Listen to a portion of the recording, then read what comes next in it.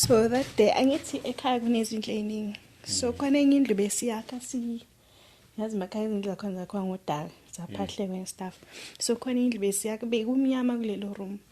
Kunayo yonke into ligcwele nje iroom lakhona.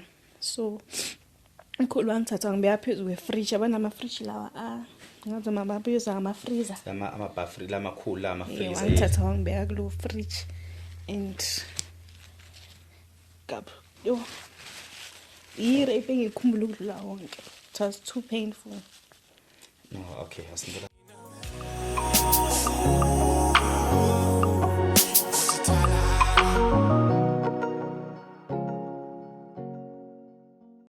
Sanibona mfethu igama lami ke mina ngokwazi Nsele mphuma phansi lenkandla mahlatha mnyama konkomo zinyu polish ngenibingelela lapha Kwazi Nsele and his opinions lapho khona sikhuluma ngembono nje ahlukahlukana sithinta impilo zabantu sithinta ngezinto mhlambe ezithinta ama spiritual mabesho njalo ngesingisi ezithinta nje ukubaleka ukukhulisa umqondo umuntu omnyama izithi umuntu oqhamuka khona la kwelaseGoli noma umuntu wasemakhaya sinembono ehlukahlukene abantu ke basethi masikhuluma kube nezindlela abenza ngakhona ukuthi hayi njengoba senikhuluma nje nitshela ukuthi niyazi nazi kakhulu cha ingakho kuthiwa Kwazi Nsele his opinions because imbono nje eyahlukahlukene sifisa ukuthi nawe mbukeli lapha ekhaya ucommente ngezansi sixoxisane engabe khona ukuthi siyaphikisana kuba ukuthi nawe ubeke kwakho umbono kanti futhi nomuntu othanda ukuthi azivakashele kwi-podcast onombono wakhe engafika so ungadidi ukuthi kuthiwa Kwazi Nsele nawe i-opinion yakho njengoba nje ngihamba nosithe namhlanje kushuthi kahle ithi stay and her opinions so ngizothanda ukubingelela la dadethu sawubona. Sawubona. Unjani? Ngiyaphila njani? Hayi ngiyaphila nami. Khohlwe microphone ungayi ke microphone relax. Yabona ndaba lokuvakashela microphone lokho sanibani. Khohlwe microphone. Uyaphila? Ngiyaphila njani? Ngiyaphila. Kunomuntu ongixhumanise nawe wathi kunendaba ufisa ukuyishare.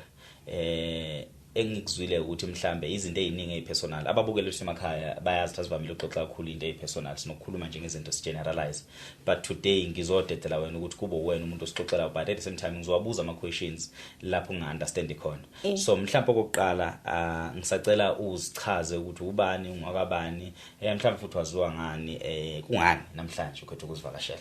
Okay igama ngosithembile ungakakhanyile enkandla kulele enkandla but sengihlala la eJoburg and then ngitume ngokuthi ngithengisa inwele ngithengisa nento zokunciphisa umkhaba. Yeah, into zokunciphisa umkhaba ngibone bakwethu. Yeah. So izona izinto zenzayo lezo. Yes, for living. For living. So sithe kunga namhlanje ukhethe ukuthi uzivakashele ufisa ukuthi ukhulume nathi mhlawumbe uthe ukuthi uyibheka le platform wathi le platform mhlawumbe platform right engingathiwa ngikhuluma lokho engifuna ukubeka isithombe noma ungaxoxanga sonke istory ungibeke nje isithombeni nangizobe sengibuza lokho engifisa ukubuza ake nje ungiphi ingqikithi ukuthi kungani namhlanje ukhethe ukuthi ube kanye nathi. Ngiyabona ukuthi une podcast. Then ngabona abantu ukuthi ngathi bayasizeka ama bashare istory zabo. Sure. So nami I think ukuthi ngizoshare la mhlawumbe egcineni ngizothola healing. Okay. Asiqale la. Into engenza kakhulu izinkondlo, ne? Okay. So yes. from enkondlweni mase kuba ukuthi mhlawumbe kuyobe khona abantu abangithindayo. Umuntu angixoxele ngenkinga zakhe ngilalele mhlawumbe ngi-advice la ngi-advice khona. So most of the time it's something that I even wanted to pursue as a career ukuthi yazi angiluleka abantu ngokomqondo and then the main idea why savula le platform le podcast is because sasibona ukuthi indaba zama podcaster akhuluma ngocansi akhuluma ngazo zonke lezi zinto lezi unnecessary ezingalapha umuntu azulaphi lo mphakathi esifuna ukulapha okanye kune audience engakutholi okuningi ukutholwa abantu sasethi nasethi asikhetha le audience encanyana so basically awufika ngendaweni wrong ufika endaweni right kakhulu ngizolalela ke mina most of the time. So ikuphi lokho ucabanga ukuthi mhlambe ufisa ukuthi uxoxela abantu and ungafisa ukuthi nami mangikhuluma nawe kube khona la mhlambe engathiwa ngibeka khona umbono. Also based on inkondlo zakho khona ezinye ezingithinta ezinye ngifila ngathi zirelate no what nezinto engingadlule kuzo so that ngingafeel comfort ukuthi yabona lo muntu ngathi unolwazi lempilo mangakhuluma nokwazi mhlawumbe ngingaba ngcono.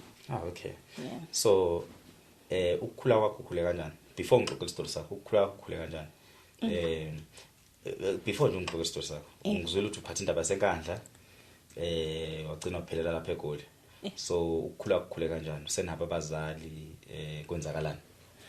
Ngikhuliswa ugogo nomkhulu. Okay. umama wahamba ngina 4 years. Okay. Wanyamalala ngazothi washona phi. Wabuye seshonile seseboxini and then ngakhuliswa ugogo nomkhulu right through ke. Oh, okay. So ugogo nomkhulu bakukhulisela kuphi? Enkandla. Enkandla. Yes, ikhaya elikhulu lethu enkandla but ke bagcina bethuthile ngoba sebadala bahlala ngapha eJoburg. Okay. So ukukhuliswa ugogo nomkhulu ukuphi baba? Ubaba mbeka ngapha eGoli. So that's why ukhuliswa ugogo nomkhulu le emakhaya. Yes. Uma mekuthola wengiwakhona enkandla noma wengwelinye izwe. Wasenkandla engindaweni ithiwa kusengwegweni. Engwegweni ongenyizwe engwegweni. Yes. So wanyamalala khona engwegweni noma wanyamalala wahamba No, umama sorry ungene mntwana. No problem. Umama washada nobaba. Okay. And then I think satholakala emshadweni mina nomntana kithi ongilamayo. Okay. But khona emshadweni angazi noma wayephatheke kabi or kwenzakalani but wahamba. Washiya emshadweni. Washiya emshadweni. Oh, okay. So inhlalo ibinjani ke ngesikhathi uma engasekho ukhuliswa ugogo nomkhulu because ngiyazi ukuthi izalukwazi nomkhulu nami ngikhuliswa ugogo nomkhulu by the way kodwa especially ugogo and angifuna uqamba manje ukuthi in as much as abazali bebengekho eduzane ngoba besebenza but inhlalo ibinhle from my side, that's my experience. So inhlalo wena ibinjani usesenkandla ukhuliswa ugogo nomkhulu? Asizongena isitorini sami. So okay. Oh, okay. So it's all story atuzosixoxa lesi. Yeah. Okay, hayi awuphendule ngendlela ekubuze ngakhona ke. Inhlalo ibinjani usahlala enkandla gogo nomkhulu? Ngihlale nogogo nomkhulu ayishe bebesiphethe kahle. Besibaningi abazulu abaningi nje bakhuliswa ugogo nomkhulu. Kusho ukuthi abazali bebethi mabathola umsebenzi eGoli ingane zihlale zisale nogogo nomkhulu. So besabazulu nje sibaningi ekhaya. Okay. Yeah. Inhlalo ibinjani? It be right because ekhaya kithi I believe bese rich. Oh, okay. So comparing to abantu bebehlala emakhaya thina to a point ukuthi besinempompo endlini, abanye abantu bebakhamaza emfuleni thina ekhaya nje besiphilise of life because we had a bottle store. So ekhaya bese rich. Oh, so umuntu obe-own a-bottle store bekuye umkhulu. Yeah, mkhulu. Oh, okay. So inhlupheko benizigwili. Yebo. According to emakhaya. Okay. Yeah. So manje yini mangibuza lo mbuzo masuthi sekuyistory sakho? Okay, angithi bese umbuza ngokuthi khule kanjani. So after ukuhamba kaMama, I believe uMama hamba ngina 4. Kula umkhulu wami aqala khona ukungihlukumeza ngokucansi. Umkhulu ozala ubaba. Yeah, the same umkhulu lo we-bottle store. Okay. So waqala ngina 4. Benza all the time every week nje. Nakhona mangabe ebehlala eblame ukuthi ubephuzile. Then ugogo behlala ngemtshela ugogo ukuthi umkhulu wenza this and that. Ugogo ambengithethisa beyangafuni nje kube itopic ekhulunywayo. So mengithethise kanjalo so ngigcine nami sengisaba umtshela but bengihlala imtshela ukuthi umkhulu uyenza ama signs ukuthi ungibamba izinqa uma uhambisa ukudla futhi mina bengibribe ngama sweet because bengimncane ama sweet bekuyinjabulo yami. So ngelinye ilanga okay ukenzile for a very long time ekhaya lokungakholwa manje mana asingaqali siye kude ngiyaxoxa ngenzela ukuthi ingakhalisi uma uxoxa ingakuvusela ama emotions no angeke sikhathi ayikho okusakonakela. Okay. Angifuni ukuthi kuvusela ama emotions fast. Angeke ngizozama. Yebo, yes. Because sifuna ukuthi siya articulate kahle at the same time nomukele ekhaya mhlawumbe understand and baningi mhlawumbe kungenza ukuthi abantu ababhekene nezitori ezifanayo ezikanje and mhlawumbe umuntu ufika ukuthi ingane yakho ishile ekhaya uyishini abazali kwenzeke izinto nje. So kuqala nini la kathi khona umkhulu kwa when you understand into akayenzayo or at first you thought this is normal. So isiqalo sakhe sokuqala nje masingathi mhlawumbe first touch kwakuyini wenzani? I can't remember exactly. No, it's fine. Whatever that you remember ngasikhathi ukhumbula ngakhona, yes. Ngiyakhumbula nje ukuthi angithi I understand ngazi ukuthi why abantu abadala masebagugile balala embhedeni eseparate. Okay, yes. Ugogo wenombhedo wakhe umkhulu enombhedo wakhe thina sabazukulu besindlala phansi emendlaleni phansi. So umkhulu besuka embhedeni aze kimphansi. Izolana nami futhi bese ngijwayele I can't remember ukuthi yaqala kanjani but into engikhule nje sengijwayela and bengihlala ngiprotect my younger sister because besilala sithu so umkhuluma ezama ukubamba yena bengisurrender ukuthi kungcono uze ngakimi because bese ngijwayele ipain yakhona. So hey yazi difficult indaba esixoxa namhlanje ukuthi ungixolele ngizama nami ukuthi ngiyetshise so egcekeni bekukhona abantu omunye umuntu omdala ngaphandle kagogo nomkhulu bebesebenza most of them bebangahlala eNatal but most bekuye bazukulu bekunoma mncane wami noba umncane but bebenezindlu yazi emakhaya ukuthi uma nishadile banondleni kunezindlu eziningi so mncane wami noba umncane bebehlala emndlini wami then noba wami benayo umuntu wakhe indlu yakhe khona ekhaya but beyangahlala ngapha most of the time beke segoli after isikhathi singakanani ugogo azi ngalolu daba let's say mhlambe waqala umkhulu wayigila lemkhuba right yeah mhlambe wayigila isikhathi eside gogo wayeseyazi noma first attempt umkhulu eqalile mhlambe asike sithi now ukukunyukubeza wazi ugogo immediately or kuthathe ikhathe eziningi igabe eziningi before umbikela ugogo umkhulu bengibribe angitshela ukuthi ngingayikhulumi ngipha amasweet ngitshela the way ngihlakaniphe ngakhona ngihlakaniphile uyazi ukuthi lento sonke ngize ngikhulume up until asibanzima ngaqala ngamtshela ugogo bevela benolaka bevela vukula so at some point mengikhula manje bamdala ngiyarealize ukuthi ugogo knew about it from the word go because there's no way ukuthi ungalala umkhulu amalale namphansi la ugogelele embedeni engezwa lutho yes wesithe ngicela ukupha ithuba angingabuzi ke manje ngisacela ungixoxele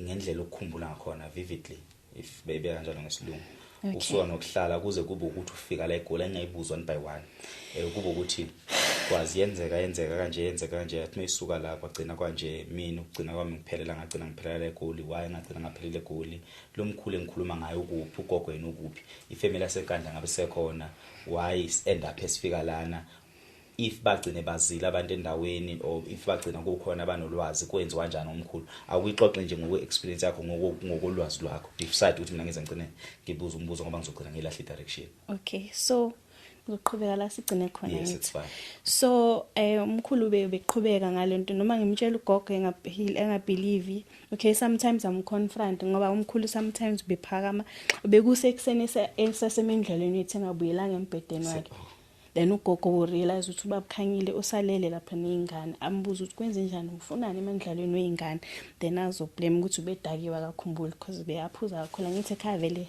sine bottle store so sometimes bekazi nokuphika ngokuthi ubephuzile ngokamthethise kube into edlulayo up until mangikhumula kahle ngase ngina 13 not 13 exactly I think around 12 okay ngingenza bengifunde isikole enkandla ethiwa secina ukuthula okay so ugogo bebuye edrobheni ekhaya kithi kuphambi kwe-main road okay ngaphambi kwe-main road kanjalo mayebuya waze emakhaya buye edrobheni nenihambe nomhlangabezo umuntu omdala namaplastic angithi so ngabe masihlangana nogogo ngimtshela ukuthi gogo mawufika endlini first thing ngicela uyenze ngicobuza umkhulu ukuthi uphuzile yini namhlanje abuye ugogo ukuthi that day it was the worst rape ever umkhulu wangi angazi ukuthi wayengenzani so ugogo mayebuya ngavela wambuza umkhulu ukuthi uphuziye namhlanje wathi umkhulu cha mile qeqeda ukusho kanjalo ngavela ngaphakamisa irogo ngamkhombisa ugogo bengimhlophe la ngicela ama spams ngamkhombisa ukuthi umkhulu usangirepa gogo 9 yenzakalile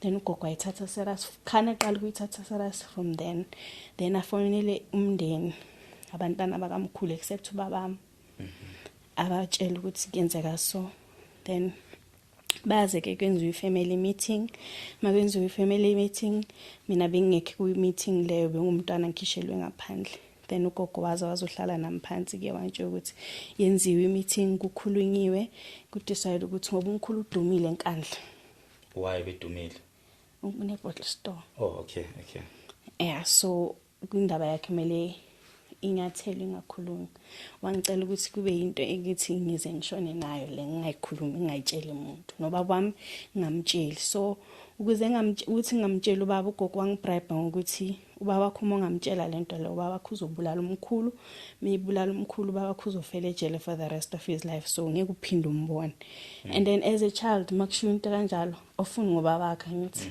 bengafuni ngobaba wami so I decided to ubaba wami ngamtshela so ubaba uze washona ngamtshelanga. So the day but the rest of the family they knew about it. They never got me counseling. Nobody has ever sat down with me and buza ukuthi Right, right, yeah. I had to ukuthi ngihile nje ngiyi-1. And we're not sure if you did heal kwangampela, yabo. Yeah, and then yaqhubeka still into yakhona after the meeting until ngakhulelwa na 13. Ukhuleliswa umkhulu. Yes. Okay, before sifika lapha ekukhulelweni, inkulu le ndaba bakwethu. Before sifika lapha ekukhulelweni. So why are you saying it was the worst rape or it was the biggest rape of your life? Le ugogo engekho ukuthi akafika abuza umkhulu before siqhubeka siya la ukuthi esigabeni sokukhulelwa.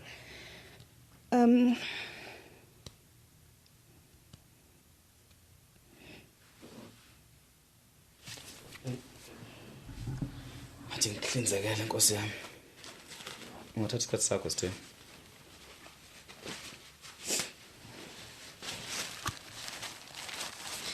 So that day angithi ekhaya kunezindlu eziningi. So khona enye indlu besiyakha yazi makhaya izindlu zakhona zakwa ngodala zaphahlekwe ngestuff. So khona indlu besiyakha bekumnyama kulelo room. Kunayo yonke into ligcwele nje room lakhona. So uMkhulu wangithatha ngibeka phezulu kwefridge abanama fridge lawa ngathi mama babuza ngama freezer. Ama buffet lamakhulu ama freezer. Wangithatha wangibeka kulo fridge and yo rape ngikhumbula ukudlula wonke. It was too painful. No, okay, asindela singagcili kuyona because angifuna usesicina feel explicit. So now moving to ukuthi kube nomhlangano ekhaya bekhuluma. Singabikho isinqumo nesinyathelo esithathwayo ngaleso simo leso. Bengakuzama ukuqhelisa from kubazali abakuhlukumezayo. Bengazama indlela ukuthi bekususeke eduzane kwamkhulu. Beqhubeka bekushiye nomkhulu. So ifika kanjani esigabeni sokuthi bethi sebazi ukuthi kunento eyenzaka kanje kuwe umkhulu aqhubeke kuze kufike ekutheni uyakukhulelisa. Ifika kanjani kuleso sigaba leso? Isiyenzeka kanjani? Isiyenzeka ukuthi into osuyamukela ukuthi iyenzeka vele empilweni yakho noma still usayintshontsha. Ngiyazi ukuthi kwakuyinto engekho right but sengifisa ke manje ukuthi ukhulume ngomuzwa wakho ukuthi kwakuseyinto ayisayintshontsha noma sekukhona indlela ukuthi nawe usuyazi ujwayele yes. Mina bengijwayele into engikhule yabona ngisheshe ngayazi from the age of 4. Ngivele nje ngishuthi ngizalelwe kuyo. Mina bese ngijwayele ngoba bengikwazi ukuprotecta umntana wakho omncane. Yes. Bengincamela ukuthi kwenziwe mina than ukuthi kube uwe. Ifika kanjani la esekuthiwa khona ukhulelwe? Mawusukhulelwe waze kanjani? Ifamily yaze kanjani? So ukukhulelwa kwami ugogo uye wangihlola. Oh okay, after lelanga before kuzoyenza nama meeting ugogo wayibona ukuthi kuyenzeka ngempela cause wangihlola that day ngize ngimkhombisa ukuthi nginama stamps. Yes.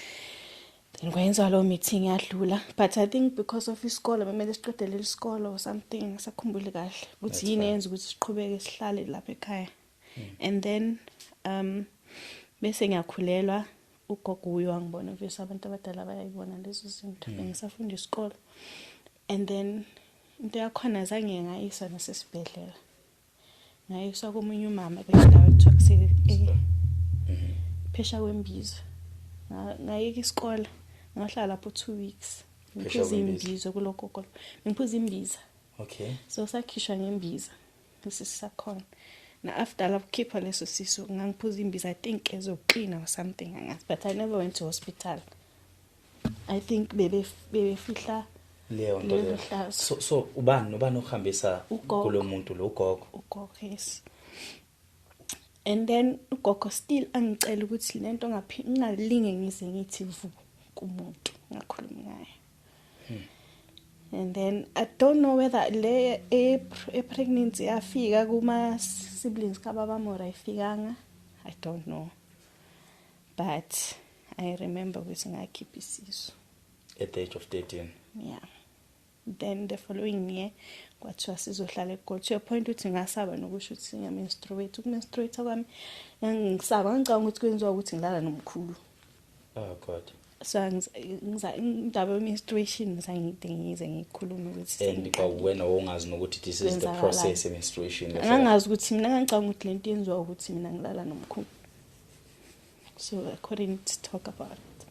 So okay, ngicela ngiqhubekele nestory. Now remember ukuthi ngikuvimbe usathi okay wakhulelwa, so sadlula ekukhulelweni benza indlela family ukuthi ikhishwe isisu.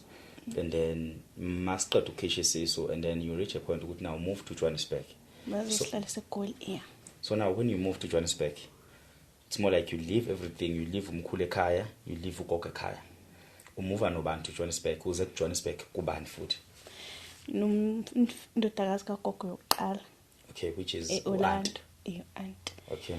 And then simuva nomntana kithi longilamayo. Okay. So umntana kini akazathintwa ngenxa sokukhululema. Akazathintwa, ngihlala ngibuza namhlanje. Nezola tingimbuzile ukuthi ngisambuza la ngihlala ngifuna confirmation. To a point the way being protect her content bengifuna hlala virgin for the rest of her life. Uthe my meter ngimkhulumisa unyaka wonke. Because you felt like this is the opportunity I never got. Kade ngimprotecte kangaka cause yeah. Uthola umntana kuqala kunami. So angizangimkwatele nje. Ukuthi angayenza lento engafuni ukuthi ayenze. So moving to Johannesburg ushooting khuphuka no auntie noma ngikhuphuka neze no abantu baseGoli bebahlala ngapho auntie bebehlala eGoli. So samuva sazohlala la eGoli. So muzohlala ngapha eGoli auntie bayalazi ukuthi akubelenzeka ekhaya noma babe ngalwazi. Bayalazi, but I don't know ukuthi indaba ye pregnancy did Gogo tell them or not, because it sounds like it's something new to them as well. Ngizwakala ngazuthi ube nayo indlela ukubaxoxela, but before sifike ekutheni ubaxoxela, so now let's move to Johannesburg. How do you then cope? Remember ukuthi mhlawumbe ukhupha kusuna 14 years, uzoba na 15 16 17, ufike igabeni zokuthi nawo mhlawumbe nawo usuqala uyajola, mhlawumbe sekukhona izinto ozaziyo njani. How did it affect ubungane bakho or ubungane bakho going forward from moving ekhaya to Johannesburg? Maybe ngisazophindela emuva ngiyobuza amanye ama questions sazathi angifuni ukuthi conversation yethu ibe based kulezi zinto ezibhlungu ezazenza uMKHULU. Let's just move as if we taking this into a journey of some sort. If zikhona izinto engifila ngazo mhlawumbe kungathiwa sikhuluma ngazo ngokwakwenzeka ekhaya enkandla, I will just go back from the age of 4 till the age of 13. But for now, let's just move as in like a journey. Now you're in Johannesburg. What's happening in Johannesburg? eGoli sifike sahlala nomntana kithi kumamkhulu wami, and wayemele umntana ohluphayo apparently, or behlupha si2 because sihlala ngekhaya li1. After 2 years umuntu uyazothi mina mama sengikhathele, batshela ugogo akekuthatha ukwazi. Kwazi usekhathele labantwana bayahlupha. Ngiyabona kanjani. Yes, so ngazama nekhaya stable eGoli. Ngihlalile almost everywhere. So hamba uhlala ehlobweni. Yes. Ukufunda bekwenzakalani? Isikole zonke lezi zinto lezi. Ngifundile but bengaphasi kahle. But ngiqedile matric, but esikoleni I wasn't doing very well. Do you suspect of how you grew up ekhaya or izinto bezenzeka ekhaya? Yeah, kakhulu. Let's say now usulana ke eGoli and nginokuzwa, and lento engikhuluma it's not like it's a proven thing ukuthi once wareisho ebuncaneni bakho it's more like rape yakulandela. Did you ever experience leyo nto leyo through your boyfriend, through a person ekwakathandana naye or person? Umbuza ngathi uyazi. Oh no ngithi ngoba mhlawumbe ngiyizwa ukuthi ihamba ngepattern and so saqhubeka sahlala eGoli. Siloko sichange sihlala eZondi kagogo uNkulunkulu banomuzi eZondi. Yes. And then sihlalile nje. Then eventually sabuya back to eOrlando mengiqeda umatric. Okay. So engibribe ababengitshela yona ukuthi maqeda umatric uMKHULU uzokubhadalela ama fees weSevarsity. Okay. Because angithi azibuya eBottle Store. So okay sharp ngahlala eOrlando ngifaka kwenye fly by night yaseJozi my first year. And then ngile fly by night mayilanga bengibuye esikoleni nje ngisikhathalele, mangibuye esikoleni ngihlala ngibuya ngeexhausted. First thing engifuna uyenza ukulala before ngicleana nani because yazi nama duties asekhaya wenza, but ngihlala nje ngibuye ulala. So mangibuye esikoleni ngihlala noma imfana ubongani, angazi if right mention amagama. So mentionile. Ngihlangane naye this guy ngimjwayele, ukhula sonke kwi-age group yethu. Akekho mdala, muhle but angijoli naye. Okay. Bese ngijola ke la but bengakajola umjolo serious bekusasenje ukuthi yabona sahlekisana. So mangibuye esikoleni uBongani uthatha i-school bag sami ngithi mani Bongani lethe isikhwama sami. Lo ngiyamlandela mani lethi ibhegi yami lethi ibhegi yami nithi singene kubo.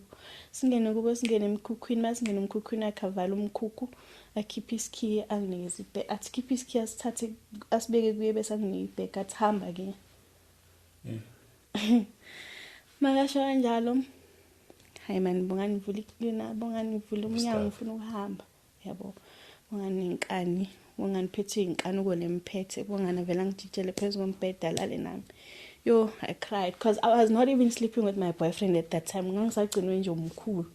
So lento zomalalana bengakazazi. Bongani alale nami, ingalale nami, kulala nami eqeda lapho ngendlini, ngifika endlini. I cried from buya esikoleni until 8. Ngafika endlini ngasikhiyela. So ama cousin ami bebangizwa ukuthi ngiyakhala mabadlula. Yebo. So at some point ngikhumbula ukuthi ugogo wami wayethe makenza into esongibogeza because ngizopreka futhi.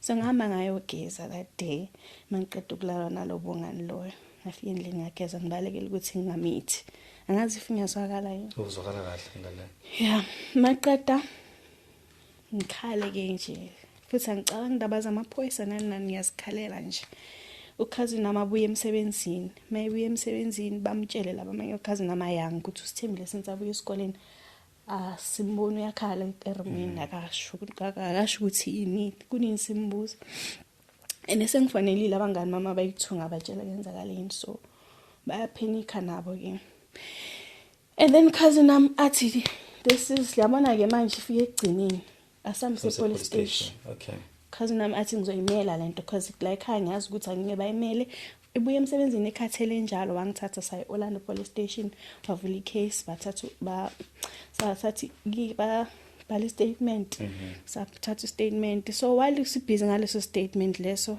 jiki mangibheka lapha ema benchini sigcwele ifamily yakhabo Bongani noma ke okay oh auntie bakhona and then I feel like ngiyabona mangibhizi sibhale statement ngifila ngathi at least nayi support abo anti bami bakhona you know sharp bese asibuyele endlini no ngayi endlini mina bangithatha bangise ebhara bangithatha ama test nani bangiyeza futhi ngaphuza ama ARVs for 8 months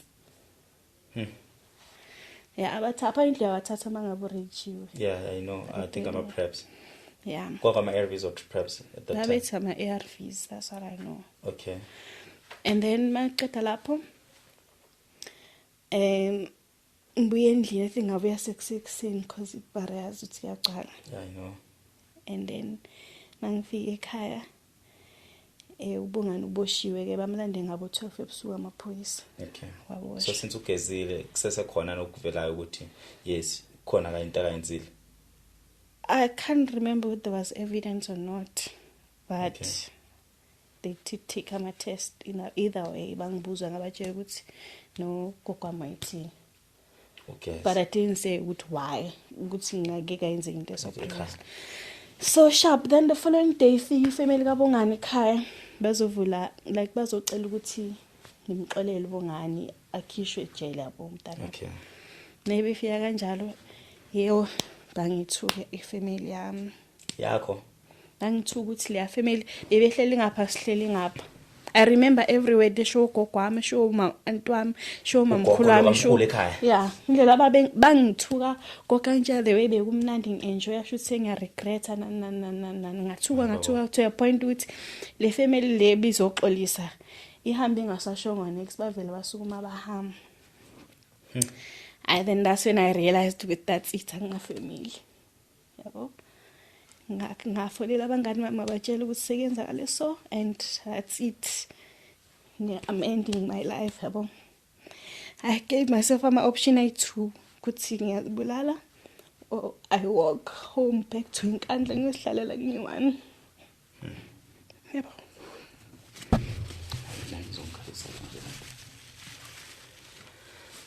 nansi ngithi ngomthishu sorry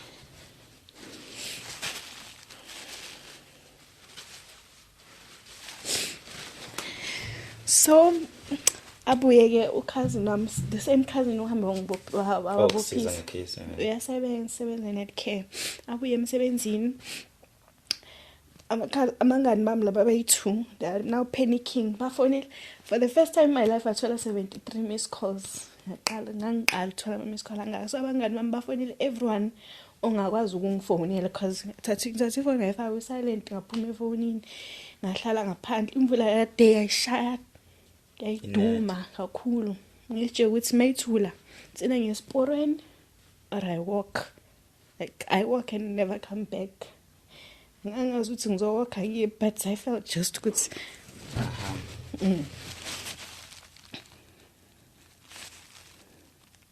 oh sithe and then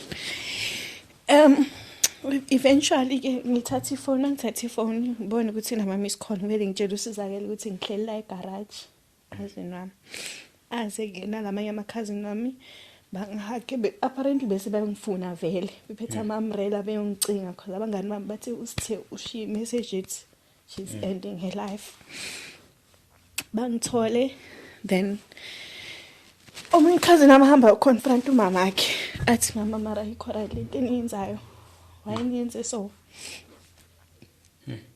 and then ngathi antami lo one wavele wahleka ukuthi awutho uyibulala anipha amaphilisi ngiyolala sure and then ingakuphululimi so yonke lento yenzeka la eGoli so you even want to go back to ekhaya angithi bengasenamuntu ekhaya bengasenamuntu so I wanted to go stay there alone omkhulu nogogo bese belana ke manje back bese behlala emzini wabo lo la eGoli osemndeni osezondi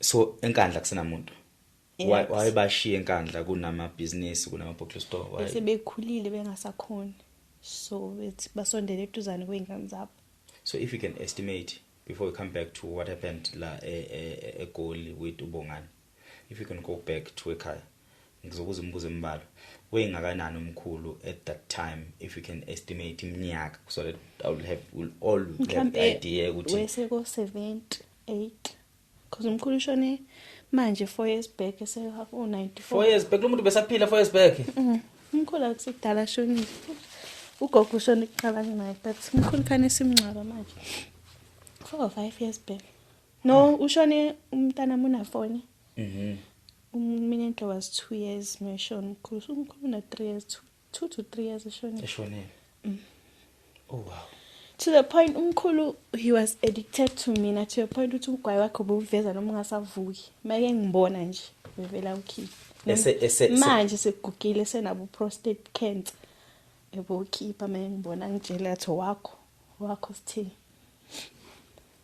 noma sengimshaya ngelanga ngamshaya wangishaya umkhulu ngangazi ukuthi umkhulu ngamandla kanje but ngangi enough ngavele ngamshaya kanti uzokusuka umkhulu angitrape but safike lapho okay so now ama-cousin akho akulanda egarage now bakuthole yes and then mabengithola kanjalo bese ba ngisendlini usizakela nginakela athi ngika isikole so emsebenzini the next day ufuna ukuhlala nami hayi ngibe ngathi ngiyahila bese umamkhulu wami wase Orlando athi hamba because like asekuhlala kuza amaphoyisa manje uzoyenza ikhanda umuzi wami ngathi buye amaphoyisa every day ngithi amaphoyisa bewaza zocheck then ekhaya ba forced ukuthi ngicine uqala labongani okay ugogo nabo bonke so licinye vele ikhacala labongani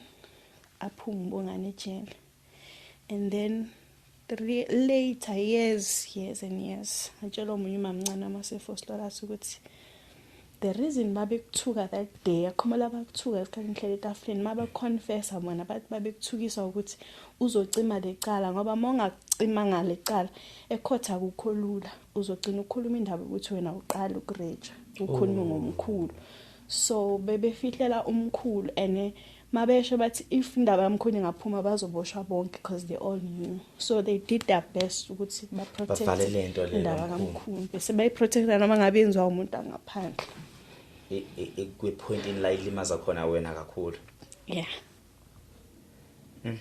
so yakuphatha kanjani indaba ukuthi nawo umuntu obumbalekele ekhaya noma ngingathi umuntu obekuhlukumeza ekhaya usekhuphukile manje usela nawe eGoli. So how close you were with him esela eGoli or ifamily kagogo mayisela eGoli or benihlala separate? Nomkhulu. Kwathi umkhulu ungamkhulumisi ngamhambisela ukudla nani but azange yenzeka bengithatha normal njengomuntu nje ophila naye normal ukuthi nabantu bangajump ukuthi kuyenzakalani because this thing was a secret yakhumbula. Yes. Okay, now let's go to ekukhuleni kwakho ke manje. Usiyakhula, you finding love, now it's you dating, but now I also realize ukuthi remember ukuthi usifana nomuntu ongasena ifamily kodwa ikhona, right? So impilo yakho uyithola kanjani? Uyithola ku purpose ukuthi no, let me qhubeka nokuphila and forget ngazonke lezi zinto ezenzakalanga athazenzakalanga. How do you then move on from entweni yenza ubongani? How do you then move on from entweni yenza uMKHULU? How do you then move on from betrayal as a family yakho to say now I'm moving on nempilo yami ngiyaphila? Yini le big drive to say I'll just move on, angeke ngiyibulale ngizophila because awuyibulalanga nathi namhlanje sisonke. So yini le kwenza ukuthi uqhubeke? So very first born kagogo umzukulu, first mzukulu kagogo. Umvuzo, okay, yeah. Yes. Bangithatha mangixosha uMKHULU ami eOrlando. Katela le ndaba yokuthi ufaka amaphoyisa ekhaya. Yeah. Bangikhulisa. Okay. Soft life. Baba khona uyu umuntu wangibuild. Bengana confidence mina. Ngana and uzibuza ukuthi kanjani ngeke ema drugs yini. Because mina ngabe idala ngayinikela nje. So wangibuilda angitshela nokuthi ngimuhle mina ngikhule ngazi ukuthi nje ngikhomuhle because ngimnyama ngokwelala ngithi namakhazi nami bahlala ngigwara ukuthi ngimnyama ngoba ngimubi ngoba ngimnyama. Yes, so angibuilda nje ukuthi lokhu umnyama njalo umuhle until ngayibelieve ukuthi ngimuhle. So uyu umuntu ngibuilde confidence at some point bengiwisha ukuthi kube labantu bangithola ngisemncane ngabe ngikude nempilo because yiba abangizamile ukuthi bangibuyise. Beqoqa konke lokho bese kulahlekile noma bese kubhidlikile ba now babuyisela ingane ekubeni ingane then ekubeni ingane bisilahlekile umngane sengathi umuntu omdala manje. Bangikhulise kahle shame to a point ukuthi mina ngidriver ngifunda ukudriver ngina 16 ngidriver to esikolweni nginemoto matric ngifundele eVali vele ngisenze ngidriver to school, got a job, got a car, like ngiphile kahle khona bengifisa ukuthi I really wish these people bangithola ngisasemncane. And then bayibo abantu abangibuyisa kahle otherwise ngabe ngaba undingasithebeni. Okay, so umzukulu wokuqala lo ekhaya. Yes, umuntu kodwa wangibuilda umyeni wakhe nathi. Umyeni wakhe. So yona ndoda yokuqala singathi indoda yaba indoda ngokweqiniso now wathi awuna umuntu wesilisa. Ezesho ukuthi I wish I was part of ifamily yakho. Yabona lento enze ngobungani. But manje ngumkhwenyana. Angikwazi ukuhamba ngize ngeqele ngale. So ifamily yaseVali, did they know about izinto ebezenza uMKHULU? My sister knew. So ubaba ushone vele sengihlala nabo. No, now sesiyaya ke manje kubaba. Ubaba ushona useyazini? Akazi, ushone ngazi. Uma ngizula ukuthi washona wafike esesibhoxeni. Washona emncane umama ngina 8. Usahlala enkandla? Yes. Into yangizisa ubhlungu. Angiqala ubona isifo mina ekhaya. Into yangizisa ubhlungu ukuthi lo muntu ushona kanjani because ngifuna umtshela ukuthi kenzakalani. Oh. Yeah. Ngimkwatela ukuthi because abengakhona nokukhala mabaqeda usitshela ukuthi ushonile. I couldn't cry ngibengamazi ngijwayelanga but ngikhethe ukuthi ngidala ngifisa ukumbona because bengamazi kahle ne. And njalo ngoKhisimusi uGood Friday ngangicabanga ukuthi uzofika. Yeah. Sometimes when ngibona umuntu ofana naye khona umuntu mama ngimkhumbula kahle wafika ehle stopini naye phethe amabag. Ngagijima ngathi ubuye ngafike ngamhaga lawa mama ongangazi. Ngafike ngamhaga ngathi ngiyajabula ukuthi mama ubuyile. Mama lo wathi ngisungu mama wakho. Jo. Ngathi nama ngalo mama lo ngamlandela wazofika la hlala khona ngifuna ukuthi uhlalaphi. Ngoba ngije ukuthi uyu mama ngimfilile ngathi there's no way uyu mama lo balekela mina. So yeah, ngiyakhumbula ngimkhapha ngimlandela lo mama ngemuva ngifuna ukuthi uhlalaphi. So if you check uzibuza nawe ama-family ahlukahlukene amaningi sinawo ama-family secrets ziningi kakhulu izinto sithe singathi sesibala ezenzakala ekhaya, but I don't think kungathiwa protect umuntu ukuze kufike kulo level. And I'm not saying kwaqala kugcina ngawe, akhona amanye ama-families that they do that, where you find ku protect ubaba udlwengula ingane or ku protect your stepfather sidlwengula ingane. But I do understand sometimes when they say no baby stepfather lesa senza lento ekundodakazi, yabona, not ubaba. Nami ngiyangithusa ukuthi awungane yami ngaqala ngaphi, especially now umkhulu is supposed to be very very protective ukudlula wonke umuntu, yabona. So jumping from ukujumpa kusoka umkhulu udlwengula umzukulu ingihlezi ngizizwa indaba. This is the first engizizwa esinyandisa ngegazi nami. I-reaction enginayo anginayo reaction ephele that can actually explain how I feel. Even nginamahloni ukukhuluma ngayo le ndaba. Why? Because I feel like umkhulu umuntu okumele ahlonishwe, yabo. So wayihloniphekile vele endaweni.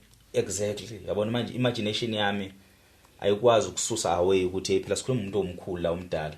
When you talk about rape, ukuthi umkhulu rape umzukulu, how do I then ask ama question in between where you can actually having to tell a story sakho, but it's fine.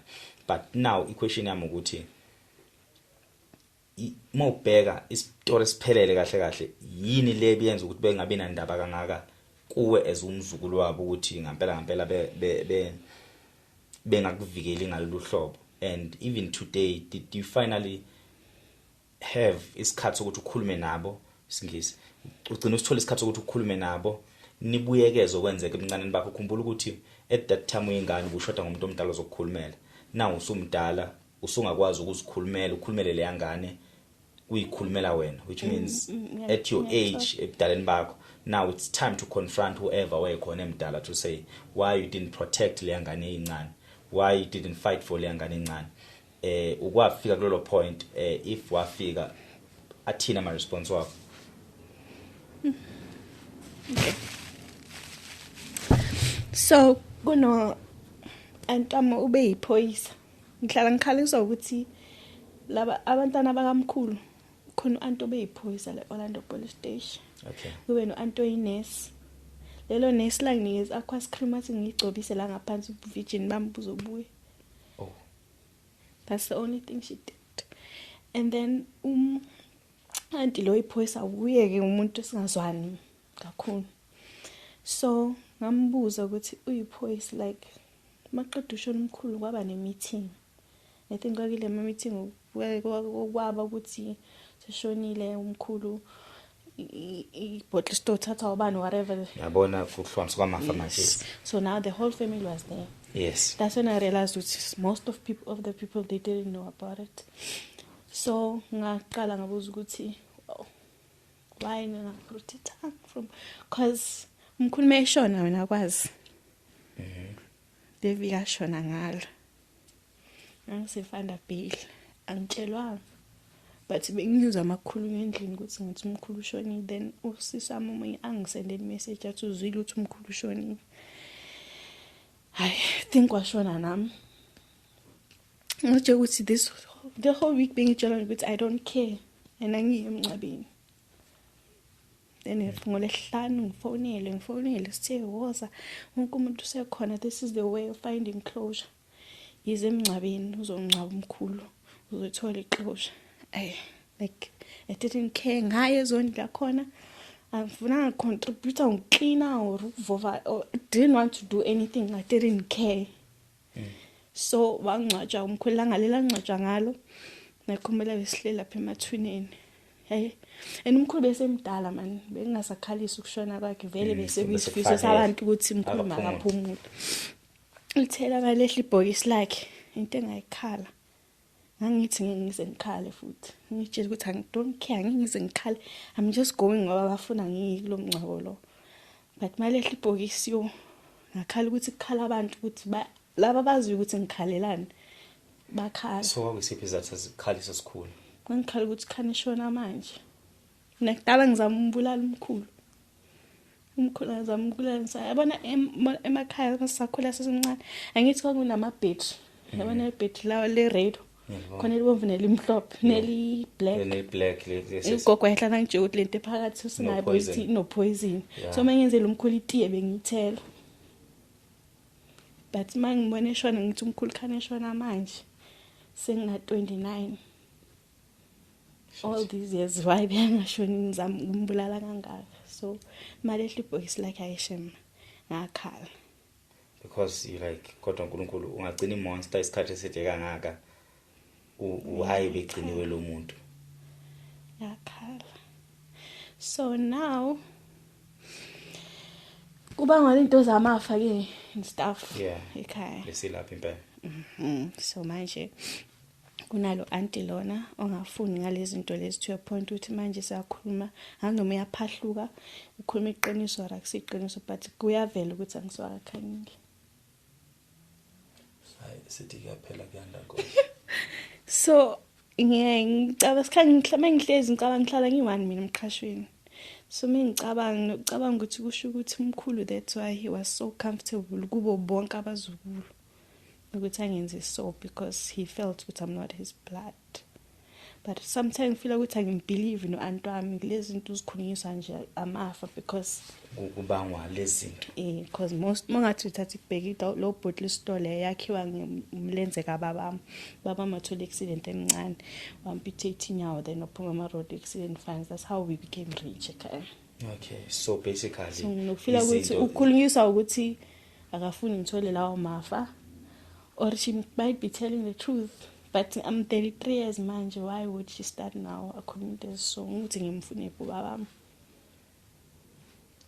so yonke lento lena kwenzeka kwayo the way yenze ngakhona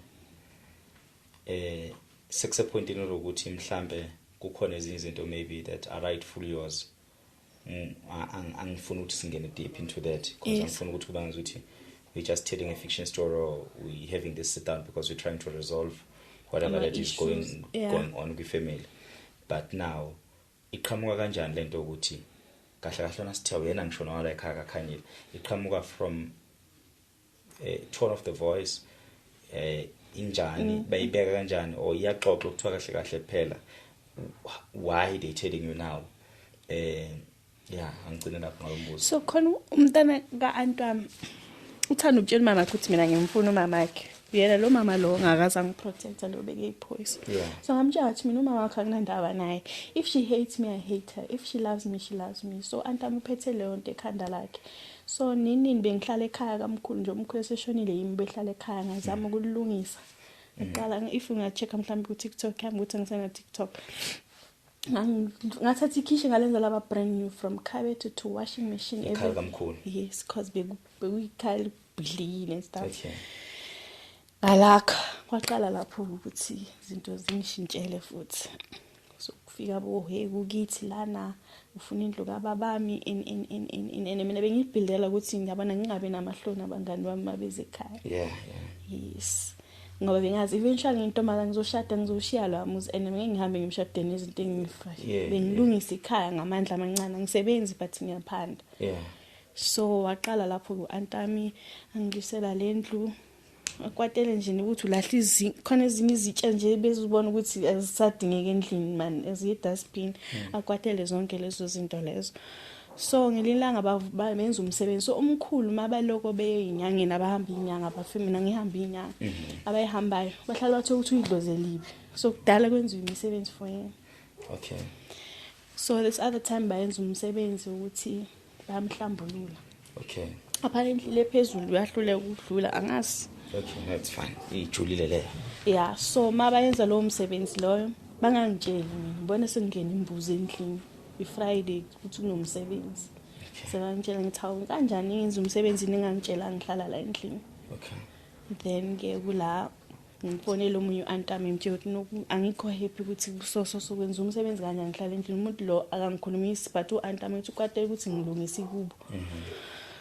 Then that's when antamafika ke afika abatshela ukuthi anizukwenza imisebenzi lana umuntu ohlala la endlini esimbeke sonke kwi-family meeting ukuthi agadele endlu ningamtshelanga nani. Kula kuvela khona ngetone nje ububuza itone ukuthi how was the tone. Athi ungangitshela futhi awusiyona akakhanyile yabo. Athi yawu baba wakulaya wagrape ngathi nami ngasangana lapho kwazi ngathi yawa akangilayanga kwakumnandi ukulala nobaba wakhe bethi ayingamithela because kwakukulwa. Sure. Didn't mean it. I understand. Yeah, so bengimhetha ngithi ungazongitshela ngoba prangalo baba kho rapist. Baba was a rapist. So kwaba nalokuxabana lokho ke. And then ngigcina ngikhathala ukulela izinto leandle leyana nga decide ukuthi ngiyuqasha.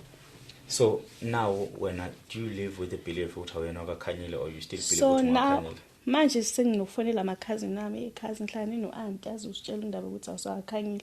At some point I took my phone ngafonela a few aunts laba abadala ngibabuza bathi no siyayazi lo ndaba but siyizwe ngosakhe. Okay, who's that? Sorry to mention names but yena antamlo. Oh okay, yes, nice ones. But bonke ba main source bazwe ngayo, so I don't believe it, I believe it. So now lento le yenza into zibe worse in a sense ukuthi now you don't have a sense of belonging, or it also relieves you to say I vele bekufanele bengamprotect because akubona abakithi. So now vele impilo yami bekumele ibe kanje, but now since bengazi ukuthi ngine family but engangitreatiswe family, now it's just a point where I just know ukuthi vele bengana family, I move on with my life. So ikwenzani le nto leyo to find out ukuthi wena akakhanyile ungakakhanyile? So currently I don't care about anything akakhanyile. It's fine, let me just raise my child, life goes on. So iphi ingane yakho? Ngithi sasekusha ngihlala naye. Oh, uhlala nomntanakho. Okay, that's good. Ikhona nendlela ke manje unless khona mhlawumbe ofisa ukungixoxela khona, so before we get into now your mental health yabo, so ukhona mhlawumbe osafisa ukungixoxela khona regarding ukuphelela kwestory sakho. Okay, yeah. So now how does it affect you when it comes to dating, relationship, your sex life, all these things? Does it have any effect yonke le nto enzakalile kwena? At some point the same auntie lo singazwa naye mengisesemncane waqhasha umuntu ukuthi azosihlola ekhaya. So wafika lo sisi wayegqoka ngathi uyinesi, ethi uhamba house to house uhlola ingane zamantombazane kanti amanga. Okay, wabahlola basihlola sonke, ngangisaba ukuhlolwa because uyazi ukuthi kwenzakalani and sonke sibancane sisamatshitshi. Ngibe wokugcina lo mama nana ngimtshela ukuthi mina ngiyajolana nani lona lo Nsele angihlole either way abhale phansi. So mase ngikhulile umamncane masefosikazi akasekho emhlabeni, wangihlalisa phansi wangitshela ukuthi uyakhumbula ngililanga kwafika umuntu ongihlolayo. Wayiqhasha u-aunt wakho lo muntu ukuthi nizo anhlole. So lo muntu wakhala ukuthi uya damaged ngaphansi. So sure, sometimes ufila ngathi ngayi explain emfanini ukuthi ungamangali uma uhlangana nami so. But I don't think I want this on TV. No. Yeah. Just so does it still happen even now, or it's something which is it still affecting you still today? It does. Like sometimes I feel like I need to cancel. Sometimes I want to talk about it. Sometimes I don't want to talk about it.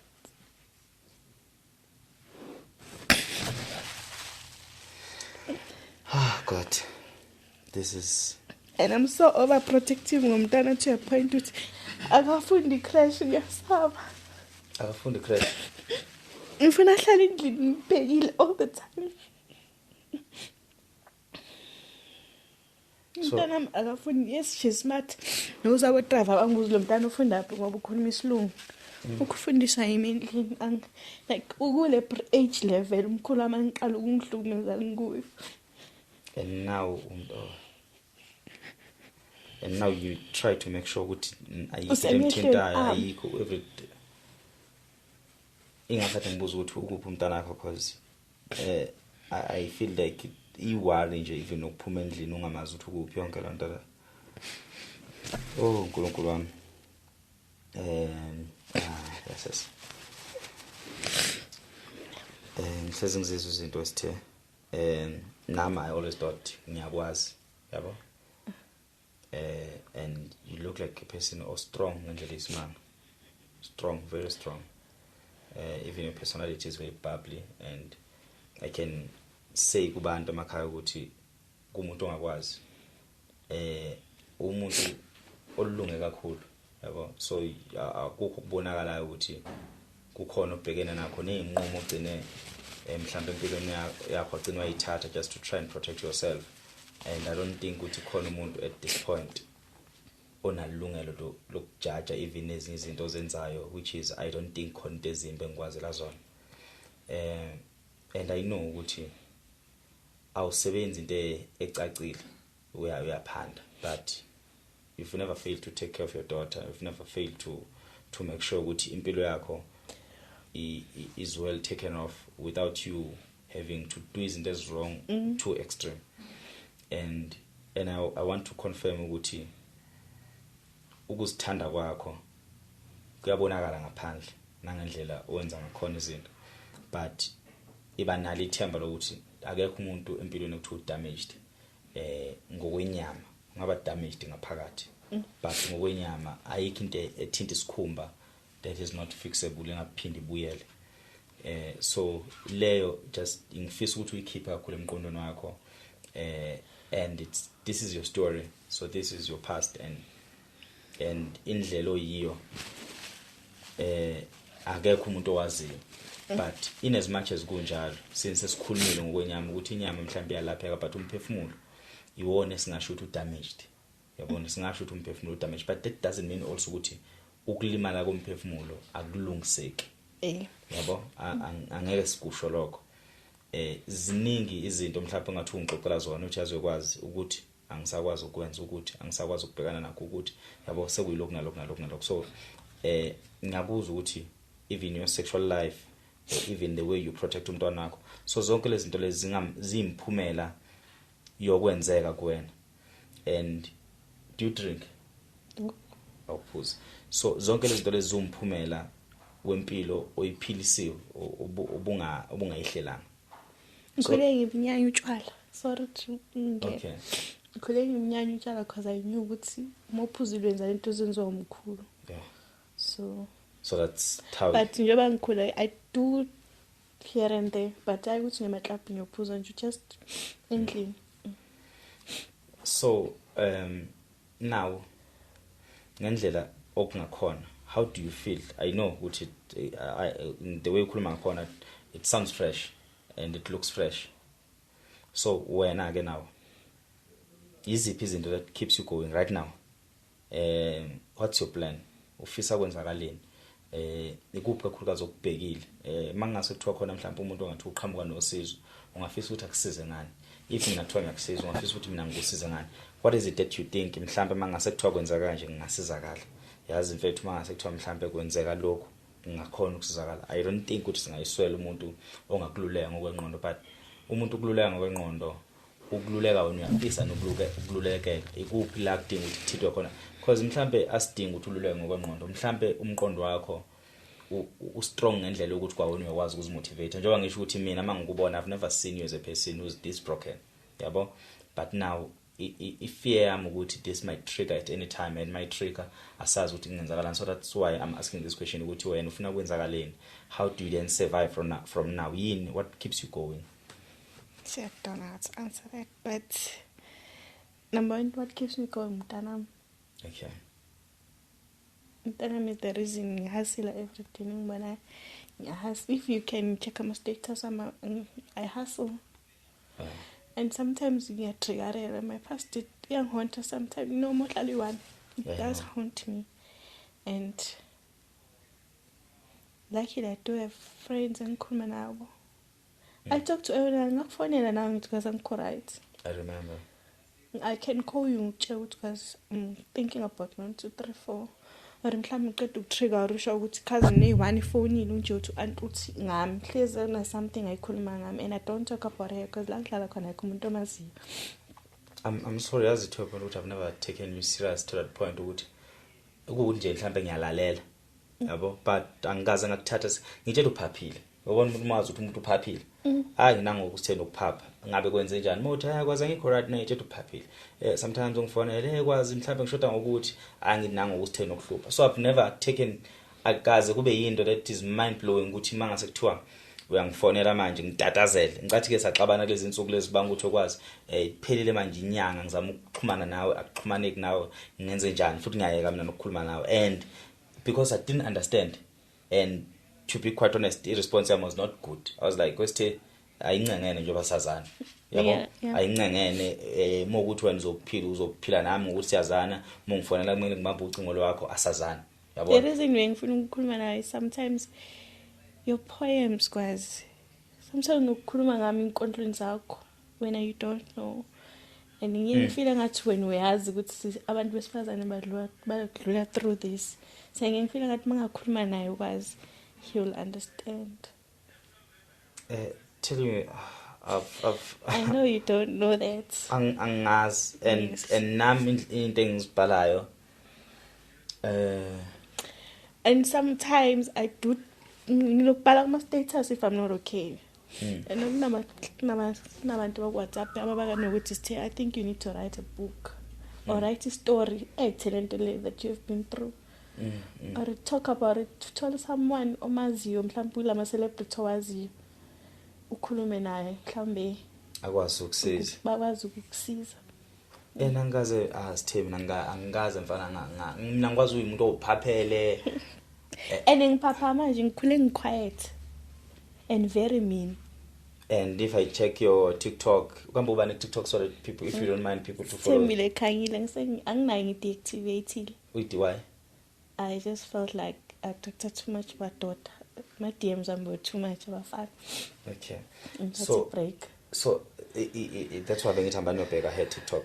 Yeah. So TikTok wakhe wejavela usithe kuyisiphithiphithi TikTok wakhe, you'll think with this person if umuntu ojaja abantu you can just say okay slay queen and le slay queen lesi. And I used to find injabulo yami ku TikTok. Bengijabulisa TikTok mangibona ngilike ama likes comments ngibe happy nje ngijabulisa yi TikTok, so I felt that I'm too addicted nayo. Ngina 4 months ngana TikTok. Serious? So in Instagram sisekhona? Yeah, ikhona mara ngisebenzisa nayo. Like WhatsApp kuphela for now.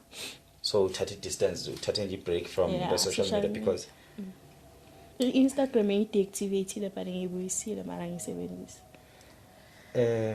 So now iloop hlobo losizo olufunayo, like what kind of yiphi indima engadlala umuntu somewhere ubukele this podcast ongathi dadwethu ngizwile ukukhuluma, this is the help, because the problem ukuthi singayikhuluma inkinga but umuntu obukela akazi thenga kusiza kanjani, and asazi nawe ukuthi kupho ukudinga kakhulu to say ngidinga ukuphola, and ekupholeni kwami ngidinga lokho like ngibeke esithombeni.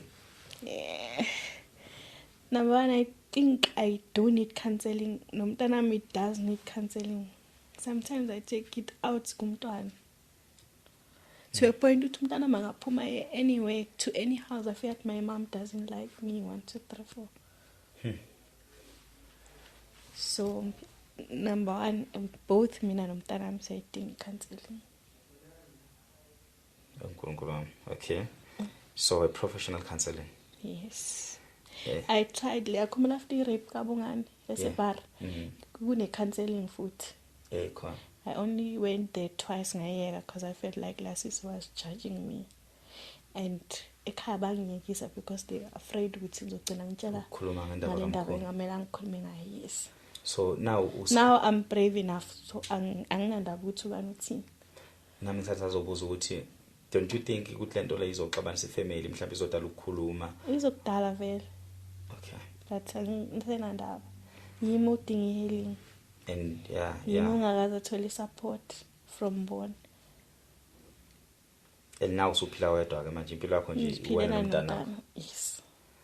Okay, I promise ukuthi nami ngizoyizama counseling, and I will make sure ukuthi I talk with anyone whoever want to qhamuka nosizo. Into engichaza ukuthi you've never found yourself doing ama drugs asikutholanga usestradini Ngihosha.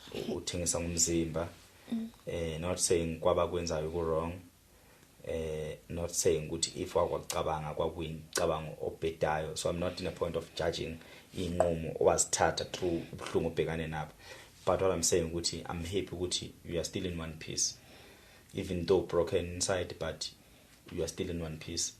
And isekhona indlela esenza ngayo ukuthi usizakale, and ikhona indlela engathiwa nami ngizoloku ngihlupha kulandelela ngibona ukuthi how far with I progress. But what I can tell you today ukuthi rape doesn't determine you ukuthi ubani, because kunombhalo engathi you didn't cause the rape but it was the rapist. So akuwena owahamba wayo invite rape oyiletha kuwena, the rapist does invite her kuya azafika empilweni yakho. So it has nothing to do with ukuma kwakho, it has nothing to do with izinqumo zakho usemncane. So even today ayikho into that you can say uhlele kuyona uyasiblame, but what I can tell you eqiniso about rape ukuthi ifana njenge bullet spam engene emgogodlweni, so it's not easy to remove it. So it's something that you just need to learn to live with it. So it might sound easy, it might sound simple, it might sound like something ukuthi vele kumele kube kanjalo, but eqinisweni ukuthi it's the pain ehlezi ikhona kodwa kumele uyijwayele. You need to live through it. So I know how strong you are, and I know ukuthi ubrave kanganani, and for the fact ukuthi ngikhuluma nawe today at the age of 30 something and in the aqala una 4 years, so for the fact that you survived today, you can still survive from mntanakho. So now this is how impilo ngakhona, you can always change impilo wena ngendlela ofuna ukuyibuka ngakhona. So from today kumele uthole izathu ukuthi kungani uNkulunkulu akugcinile today with all these things obhekane nazo, kungani ungaguli, kungani ungazibulalanga. So you need wena uwedwa to find purpose ukuthi why inkosi ingcinile. Ezinye izinto zenzeka empilweni zethu ukuthi zistrainele izinto ezithile ezizofika empilweni zethu, and never miss that opportunity yokufunda, and never miss the opportunity yokuba strong. So don't act weak, don't act strong uma ngavuma. If it khala, if it ba strong, iba strong. So kungathi epointini la kumele khona ube strong mase uthi uNkulunkulu wami mina kwenze into ethile kumina. So if kumele ube strong, iba strong. If ungavumi ba strong, kuvumela ukuthi ayikushaya ngaso sikhathi, you cry and then you come back.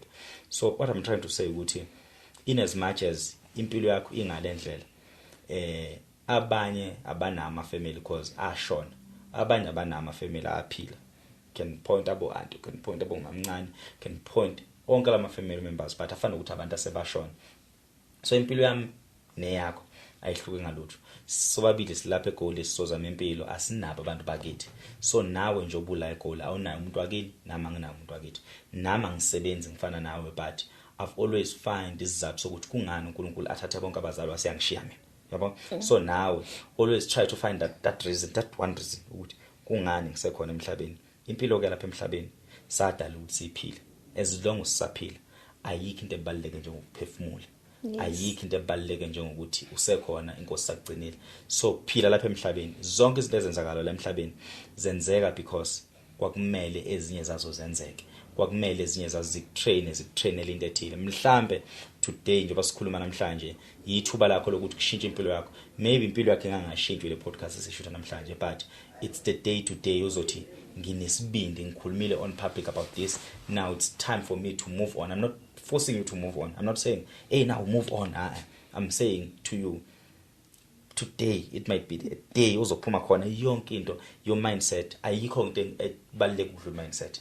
The way mindset ingakhona, or the way umqondo ungakhona, uchannelwa uwe. You change how you see things, you change how it past bengakhona, you change how you see future. So it doesn't need to grade 12 impilo. It doesn't need isikole. It doesn't need all these things abantu abacabanga ukuthi it's dingwa impilo. And impilo even doesn't need ukuthi wena waworry short before, cause leyo nto leyo angeke umuntu akupha umsebenzi momxoxela ukuthi I was raped. Same story as today ugrade 12 ngakusebenzela uveza ugrade 12 ukuthi mina I finished my matric. So ayikho into empilweni that you can show people mase be sympathize la, but umqondo wakho ukuvulela iminyango yinqumo oyithatha kusuka manje. So i rape was not isinqumo sakho, but inqumo zakho today izona ezingenza ukuthi yonke into oyidingayo empilweni noyifuna empilweni yenzeke the way uyifuna ngakhona. It's the mindset. Mina I did finish my matric. I did go to school after my matric. I did zonke izinto ezifunakalayo, but none of those things ezingiphilisayo. That tells you ukuthi nongabe kuphi okwakuhleliwe ukuthi ikhona okungiphilisa akungiphilisanga kodwa egcineni ngaphiliswa umqondo nezinqumo zami. Izinqumo zami izona ezubest. So I'm happy ukuthi inqumo zakhe azikufaka ngetshaleni. I'm happy ukuthi inqumo zakhe azikuphelisa ngenakethe. I'm happy ukuthi inqumo zakhe azikwenza ukuthi noma ukhulelwa umkhipha umntana wakho umgcine ebekhona. So I'm happy ukuthi even today we are phila, we've decided ukuthi uhlale ukhulume ngalento. So each and every time udinga ukukhuluma ngayo, if this will work as a pill to help you to move, to talk about this thing, this might not be your last platform, and don't make this as your last platform. So ungixoxelile but awungixoxelanga konke. So this thing, it goes with layers, so it needs to ngayibeka kanjani idinga ukuthi usuku nosuku uxoxe ngayo, uyixoxe into details. Angifuna ukuthi ngene into details because nami bengafunda ngicela ngibe emotionally buhlungu at the same time.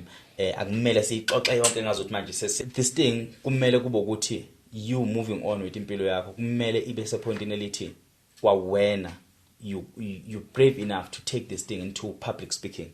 Public speaking, it means uqwashisa abantu ngalezi zinto obhekana nazo, uqwashisa abantu ngazo zonke inkinga othe wabhekana nazo. So let me say, this might not be your last conversation obenayo nami. This is not your last podcast, but it's the first. So this is the first of many journey or long journey ozoyithatha from today going forward. So don't ever shy away talking about this. Kumele ukhulume ngayo to a point ukuthi ayisakhalisa sikhalisa abanye abantu. So this is your story, embrace it, and you survived your story. Abanye bengebe survive. Mina nje, if I was in your shoes at the age of 13 finding myself ukuthi mina sengicine ngaze ngafika la ngakhulelwa ngenxa zikaMkhulu, mhlambe mina ngabe ngayibulala if ngangiseyicatshulweni zakho. Mhlambe futhi ngabe baningi abantu besifazane out of 100% abantu besifazane ababhekana nesimo obhekane naso, mhlambe u90% wonke ngabe ushonile, ngabe usayibulala. Ufinding ukuthi family yakho is not supporting you, zonke lezi zinto lezo ngabe usikhuluma ukuthi wena usekhe emhlabeni, yabona. But now uyaphila and isiphi izathu sokuthi uphile. So never ungazibukeli phansi. Don't ever think that you need to explain yourself about your private part. So your private part, it's your past, and it ayinazibas ayinalutho. So indlela impilo yakho ekumele ibe ngakhona, it has nothing to do with your past.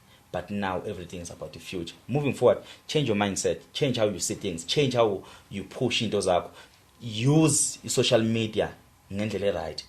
Use all these platforms to spread the word. So this is not your last podcast. If ever there's anyone who's talking to you about interviewing you about this, go there.